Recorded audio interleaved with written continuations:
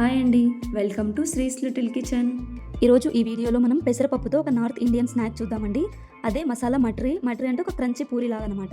ఒక 1 అవర్ పాటు నానబెట్టి పెట్టుకున్న పెసరపప్పును తీసుకొని దాన్ని మిక్సీ జార్లో వేసి మెత్తగా పేస్ట్ లాగా గ్రైండ్ చేసి పక్కన పెట్టుకుందాం. ఇప్పుడు బౌల్ తీసుకొని మనం మిక్సీ చేసి పెట్టుకున్న పెసరపప్పు పేస్ట్ వేసి అందులో 1 కప్పు బొంబాయి రవ్వ వేసుకొని అలాగే అందులో 1 tea spoon kalonji seeds, 1 tea spoon వాము కొంచెం క్రష్ చేసి వేసుకోవాలి. తర్వాత 1 టీ స్పూన్ కసూరి మెంతి, 1 టీ స్పూన్ పసుపు, 1 టేబుల్ స్పూన్ కారం, మీ రుచికి తగినంత సాల్ట్ వేసి అలాగే 1.5 కప్పు దాకా మైదా వేసి అందులో 2 టేబుల్ స్పూన్స్ ఆయిల్ వేసి బాగా కలుపుకోవాలి.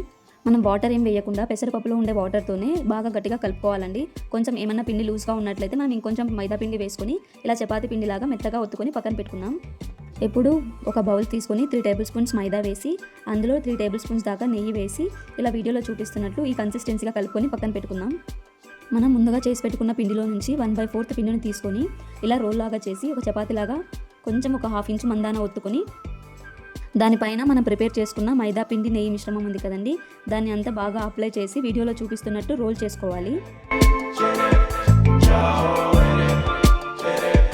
అలా రోల్ చేసుకున్న దాన్ని చిన్న చిన్న ముక్కలుగా కట్ చేసి వీడియోలో చూపిస్తున్నట్టు ఇట్లా సైడ్కి పెట్టి ప్రెస్ చేసుకోవాలి.